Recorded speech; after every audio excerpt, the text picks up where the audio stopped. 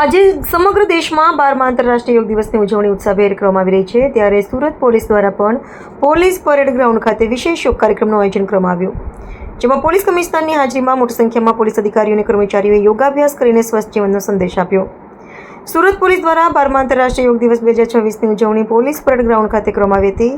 કાર્યક્રમમાં Surat police commissioner Anupamsinh ગેહલોતની ઉપસ્થિતિમાં મોટી સંખ્યામાં પોલીસ અધિકારીઓ અને કર્મચારીઓ વિવિધ યોગાસનો અને પ્રાણાયામ કરતા હતા. હંમેશા કાયદો વ્યવસ્થા જાળવવા અને લોકોની સેવામાં વ્યસ્ત રહેતા પોલીસ કર્મચારીઓ પોતાના શારીરિક અને માનસિક સ્વાસ્થ્યને વધુ મજબૂત બનાવી શકે તે માટે આ કાર્યક્રમનું આયોજન કરવામાં આવ્યું હતું. યોગ દ્વારા શરીર, મન અને આત્મા વચ્ચે સંતુલન સ્થાપિત થાય છે, તેમજ તણાવ, ડાયાબિટીસ, સ્થૂળતા સહિતની અનેક સમસ્યાઓમાં પણ લાભ મળે છે.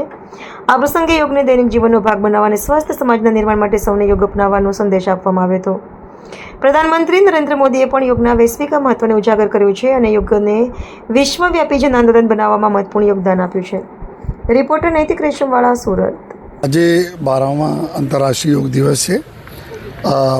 માનનીય વડાપ્રધાન શ્રીના અથક પરિશ્રમોથી જો આ આપણે વિશ્વમાં જો 21 જૂનના રોજ જો યોગ દિવસ તરીકે જો ઉજવવામાં આવે છે. આજે સુરત શહેર પોલીસ હેડક્વાર્ટર ખાતે લગભગ અમારા જો 500 જેટલા અધિકારીઓ અને જવાનો એક સાથ અહીંયા યોગા કર્યા.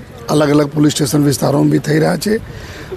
આ વખતેના જો યોગના થીમ છે જો કે યોગા ફોર હેલ્ધી એજિંગ, એટલે કે જો આવનાર જો સમય છે આપને ખૂબ સારા રહે. જો આપની ઉંમર જે રીતે વધતી જાય છે તો ખૂબ તમે સ્વસ્થ રહો જોઈએ. આ જો ધ્યેય સાથે જો આ વર્ષના જો યોગાના જો થીમ છે, તો હું એટલે જ બોલીશ કે મતલબ બધાને ખબર છે કે આ યોગા હજારો સાલથી આપણે ઘરમાં લોકો કરતા રહે છે, પરંતુ એક તરફ ઓર્ગેનાઇઝ્ડ વે મેં અત્યારે 12 વર્ષથી ચાલુ થયા છે. અને લોકો સામે આજ વિનંતી કરી છે જેટલા બી જેના શક હોય, જેટલા શરીર સાથ આપે એટલા યોગા દરરોજ કરવા જોઈએ. આદમીના સબસે મોટો જો ધન છે એના સ્વાસ્થ્ય છે, તો સ્વાસ્થ્ય સારા રહે. અને આ જ આશયથી જો પોલીસ ડિપાર્ટમેન્ટ જો આ બધામાં સામેલ હરદમ રહે છે, એના પર્પઝ છે કે અમે સ્વસ્થ રહીશ તો અમને શહેરના અમે સ્વસ્થ રાખીશું.